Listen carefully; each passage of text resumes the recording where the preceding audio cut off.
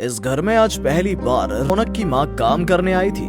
वो बगल की बस्ती में रहती थी, जिसने काम तय कर दिया था और तुरंत काम पर आने को कहा, क्योंकि इस घर का मालिक बहुत गुस्सैल और गर्म खून वाला है। इसलिए भले ही वो बहुत जल्दी आने को तैयार हो गई, पर घर का सब कुछ संभाल कर आते आते थोड़ा लेट हो गई। डर के मारे रौनक की माँ का शरीर ठंडा हो रहा था। रौनक की माँ ने पहले दिन ही देर कर दी थी और हांफते हुए दरवाजे की घंटी बजाई। श्रीमती रूही ने दरवाजा खोला। रौनक की माँ को देखकर वो मूड में बोली, क्या पहले दिन से ही लेट आने लगी हो? सुनो, 3 दिन लेट होने पर 1 दिन की तनख्वाह काट ली जाएगी। ये सुनते ही रौनक की माँ परेशान हो गई। रौनक की माँ ने कहा, मामी जी माफ कर दीजिए, अब और देर नहीं होगी, अब आप मुझे काम समझा दीजिए। श्रीमती रूही ने फिर गुस्से में कहा, इस घर में काम करने के कई नियम हैं, चीजें नष्ट नहीं होनी चाहिए। अगर ऐसा कुछ होता है तो ये भी तनख्वाह से काट लिया जाएगा। श्रीमती रूही जी की बात खत्म होते ही उनकी बेटी दीप्ति आ गई। दीप्ति 7-8 साल की है, छोटी है, फिर भी उसने अपनी माँ से कहा, आप उसे क्यों डांट रही हैं? वो हमारे घर में नई है। बच्ची की बातें सुनकर रौनक की माँ को थोड़ी शांति हुई। श्रीमती रूही ने अपनी बेटी को चुप रहने के लिए कहा। दीप्ति अपनी माँ की बात पर चुप हो गई। रौनक की माँ सोच रही थी, इस घर में कैसे काम करें, इतना सख्त नियम है। मैडम बहुत गुस्से वाली है। श्रीमती रूही ने कहा, तुम्हारी छुट्टी सिर्फ रात के लिए है, मेरे ऑफिस से लौटने तक घर पर ही रहोगी। ठीक है मालकिन, आप काम समझा दीजिए। उसने एक लंबी सांस ली और बोली, और क्या करूं, मुझे घर तो चलाना है ना। मिसेस रूही चाय पीने लगी और बेटी को दुलार कर ऑफिस चली गई। कब दोपहर से शाम हो गई, रौनक की माँ को पता ही नहीं चला। नन्ही दीप्ति दोपहर को उठती है और कहती है, बुआ अभी तुम काम कर रही हो, जाओ मम्मी के आने से पहले थोड़ा आराम कर लो। मम्मी बहुत गुस्से में है, ऑफिस से आने के बाद माँ का गुस्सा ज्यादा होता है। दीप्ति की बातें सुनकर रौनक की माँ बहुत खुश होती है। उसने दीप्ति से कहा, अफमानी तुम बहुत अच्छी हो, भले ही तुम छोटी हो, तुम बहुत सी बातें समझती हो, भगवान तुम्हारा भला करे। बुआ जो दूसरे घर में काम करती है, क्या तुमने शाम का नाश्ता बनाया है? चलो साथ में नाश्ता करते हैं। पर बेटी मैंने अभी तक दोपहर का नाश्ता ही नहीं किया है, मुझे पता ही नहीं चला कि कब काम करते हुए शाम हो चुकी है। अच्छा बेटी रुको, मैं तुम्हारा नाश्ता बनाकर लाती हूँ। क्या तुमने अभी तक दोपहर का खाना नहीं खाया? मुझे नाश्ते की जरूरत नहीं है, जाओ और इसे पहले खा लो। नहीं बेटा, अभी मुझे भूख नहीं है, मैं तुम्हारा नाश्ता पहले बनाती हूँ, वरना मालकिन बहुत गुस्सा करेंगी। मैं अपनी माँ को नहीं बताऊंगी, आप पहले दोपहर का नाश्ता खा लो। रौनक की माँ खाना खाने बैठी। वो डर डर कर कुछ चावल की सब्जी लेती है और दीप्ति थाली देखती है और जाकर और चावल ले आती है और बोली, पेट भर के खाओ और कभी भूखे मत रहना, समय पर खाना खाना। खाना खाने के बाद दोनों ड्राइंग रूम में बैठकर बातें करते हैं। शाम को कॉलिंग बेल बजती है। रौनक की माँ ने दरवाजा खोला। श्रीमती रूही घर में प्रवेश करते ही और भारी स्वर में कहने लगी, एक कप चाय लाओ। क्या तुमने दीप्ति का नाश्ता बनाया था? कुछ भी कहने से पहले दीप्ति ने कहा, हाँ माँ, मैंने खाना खाया, फिर मैंने होमवर्क किया। बुआ बहुत अच्छी हैं, मेरा बहुत ख्याल रखती हैं। रौनक की माँ चाय ले आई। श्रीमती रूही के हाथों में देकर कहा, अब मैं चलती हूँ, मैंने रात का सारा काम कर दिया है। ज्यादा रात हो गई तो घर जाने में डर लगता है, मैं तो बस अभी आई हूँ। पहले देखने तो दो कि तुमने पूरा दिन क्या किया, आपने कैसा काम किया है। इधर बाहर अंधेरा देखकर बुआ रौनक के लिए बहुत चिंतित हो गई। फिर भी वो इधर है, कोई बात नहीं, आप देख लीजिए। श्रीमती रूही घर के चारों ओर घूमने लगी और रौनक की माँ उनके पीछे डरी हुई चलने लगी। कहीं कुछ गलती तो नहीं हो गई। श्रीमती रूही ड्राइंग रूम में आती है और दीप्ति कहती है, आपको पता है अम्मू, बुआ ने सारा काम किया है और मेरे साथ भी खेली है। श्रीमती रूही अब कहती है, ठीक है जाओ, कल सुबह जल्दी आ जाना। ठीक है जी मैडम कहकर वो चली जाती है। अगली सुबह दरवाजे की घंटी बजी।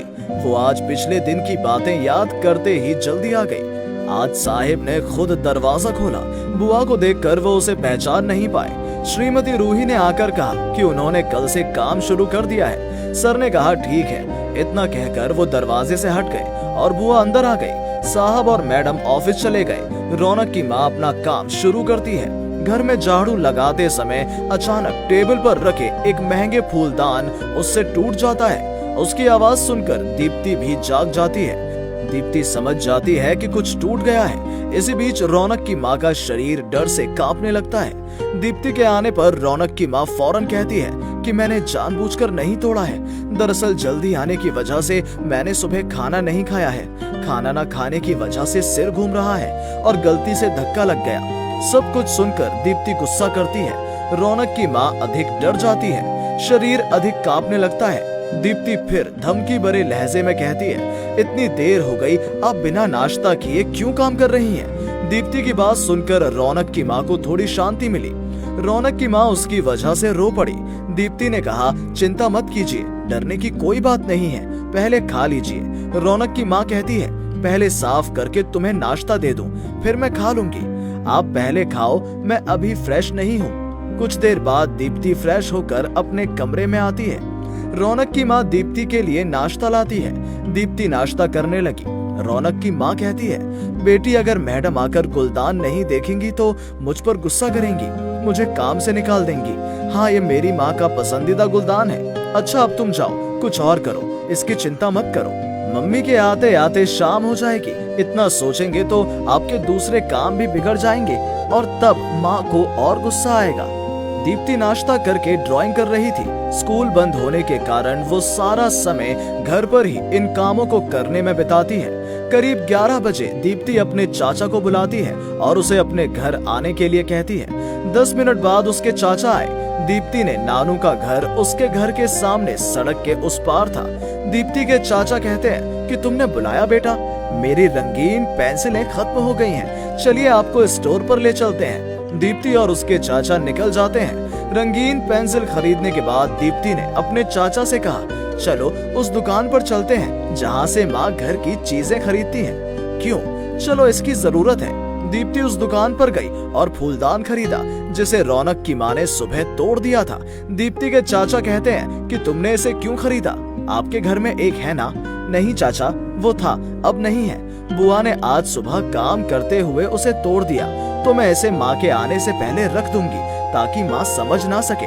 आप जानते हैं अंकल, बुआ डर के मारे रो रही थी। आप तो जानते हैं कि मेरी माँ कितनी नाराज होंगी, पर आप फिर माँ को मत बताना। ठीक है बेटा, चलो जल्दी घर जाओ। रौनक की माँ किचन में काम कर रही थी। दीप्ति रौनक की माँ के पास गई और बोली, बुआ आंखें बंद कर लो। क्यों? पहले अपनी आंखें तो बंद करो, फिर बताती हूँ। तब रौनक की माँ ने आंखें मूंद ली। अब मुझे अपना हाथ दो। जब रौनक की माँ ने हाथ दिया तो दीप्ति ने फूलदान उन्हें थमा दिया और कहा, अब अपनी आंखें खोलो। रौनक की माँ हाथ में फूलदान देखकर हैरान रह गई और बोली, मैंने तोड़ा तो तुमने इसे कैसे ठीक किया? मैंने ठीक कर दिया, जाओ और इसे वापस रख दो। वो तो टूट चुका था, तुमने ठीक कैसे किया और कब किया? ये मेरा जादू है, तुम नहीं समझोगी। और सुनो, माँ से फूलदान के बारे में कुछ मत कहना, तब माँ को पता नहीं चलेगा कि फूलदान टूट गया था। रौनक की माँ को जल्दी एहसास हो गया कि ये नया खरीदा गया है, यानी उसने इसे तब खरीदा था जब वो अपने चाचा के साथ बाहर गई थी। रौनक की माँ ने दीप्ति को गले लगा लिया और कहा, बेटी तुम बहुत अच्छी हो, भगवान तुम्हारा भला करे। सिर्फ मेरे लिए दुआ करने से काम नहीं चलेगा, माँ के लिए भी दुआ करो, भगवान मेरी माँ का गुस्सा कम करे। रौनक की माँ दीप्ति को गले लगाकर अपनी आंखें पोंछती है और कहती है कि मैं तुम्हारी माँ के लिए भी दुआ करती हूँ ताकि भगवान आपकी माँ का गुस्सा कम करे।